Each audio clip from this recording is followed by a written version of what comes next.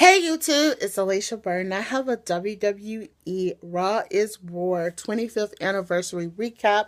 I'm going to be recapping certain moments.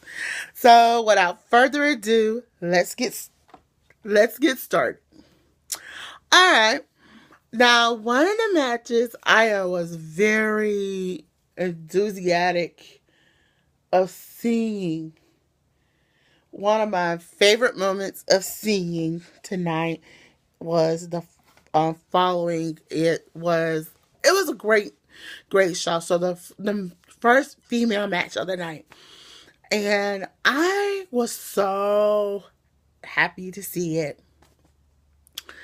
Was the 8 women's match. It was none other Sasha Banks, Bayley, Mickie James, and Asuka versus Nia Jax, Alicia Fox, Sonya Deville, and Mandy Rose with Paige down at the ring. Yes, I know Paige will not be part of the Women's Royal Rumble due to a neck injury.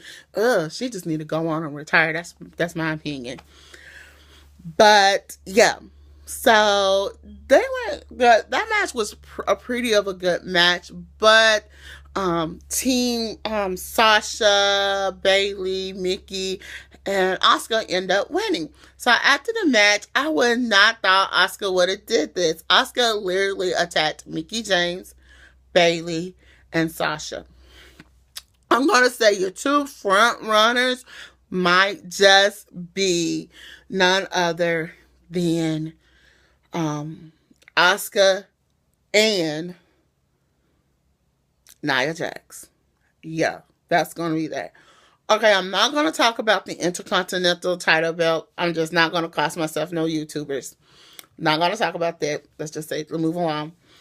Then we had none other Kurt Angle. Kurt Angle has invited Jonathan Coachman. I would have not thought he would have returned.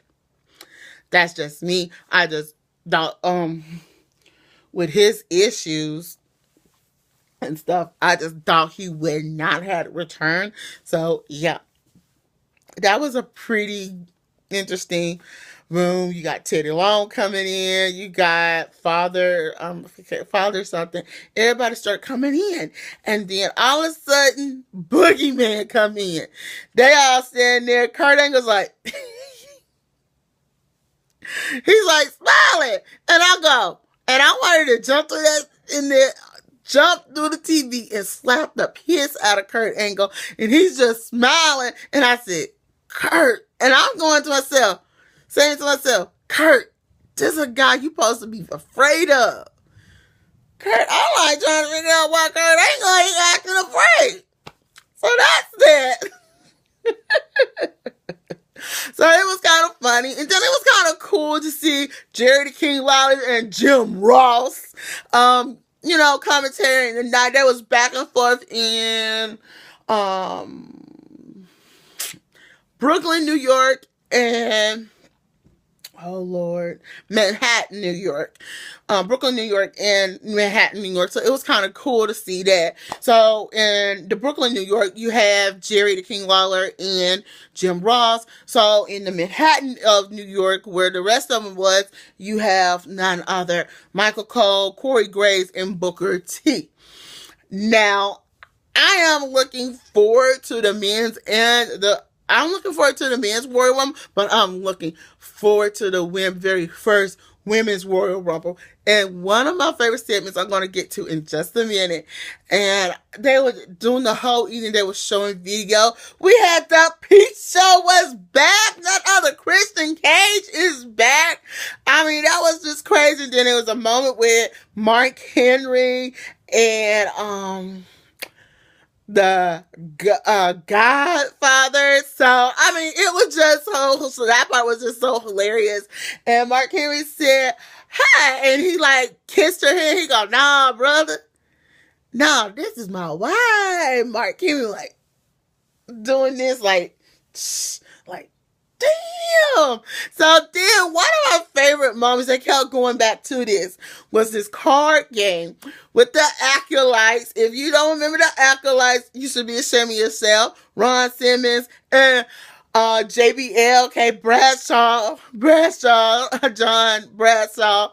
You got them. You got Rhino and Heath Slater. You got New Day. You got Jay and Jimmy Uso. You got the $1 Billion Man. Come on. I'm going to tell y'all my little point of view of that in a minute. And then you got Natalia and stuff. But the one person I was just very shocked to see is none other MVP.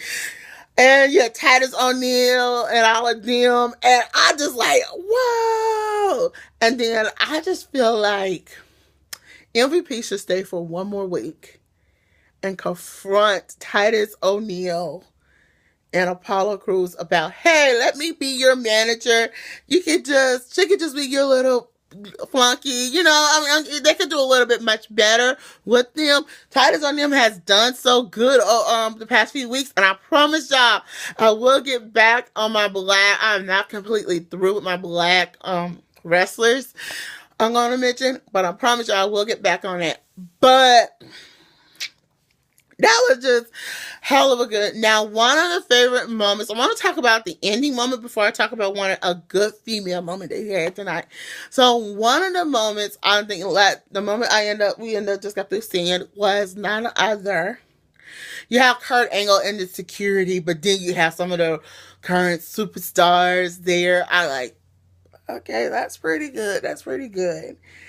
Now, I just thought, okay, this is gonna go haywire. You got Braun Strowman out there, and you got Braun Strowman out there, and you got the Demon King, and you got wrestlers trying to split them up. But then when Brock Lesnar come out there, it's just, and I'm gonna have a lot of things to say, but like I'm gonna say that was like real cool, but it went haywire. Haywire. And actually, Eric Bischoff, butt was there. You couldn't tell, but if you saw that man with the gray hair, white gray hair at the ring, that's Eric Bischoff. Okay? I thought he was banned from the wrestling industry, literally. Because of his time on TNA. If y'all don't remember that, go back and take a look at that. But, yeah, I just thought, okay, yeah. And it was something different I have never seen before. So yeah. Then before I get to my favorite female moment, let me just talk about this one moment. You got none other DX teaming up with, guess who? DX teaming up with the Bullet Club. So is the Bullet Club the new DX? Are the Bullet Club members? Are they part of the DX members? You got DX, Outlaw, Razor Ramon, Scott Hall. I mean, you got that. That was just so cool. And Triple H did a little bit mention Joni, but they could have did something to mention Joni in a better way. He just briefly said her name. He said, Joni he should have said something to the types. Joni probably is looking down on us on this day, wishing she was here. And I just feel like they should have did something in honor of her in that segment. But it wasn't. I hope next, if it's ever done again for the, Raw's anniversary show, I hope they come up with something to honor her. That's that. But getting to my favorite moment, when they invited all the women out. They had the Bella Twins come out, and you know, y'all know I don't know the deal with the Nikki and Maurice. So then Maurice come out, and she looks at the Bella Twins, and she goes, like, give them a wink. And I go, I say, what's that wink for, Alpha? What's that wink for?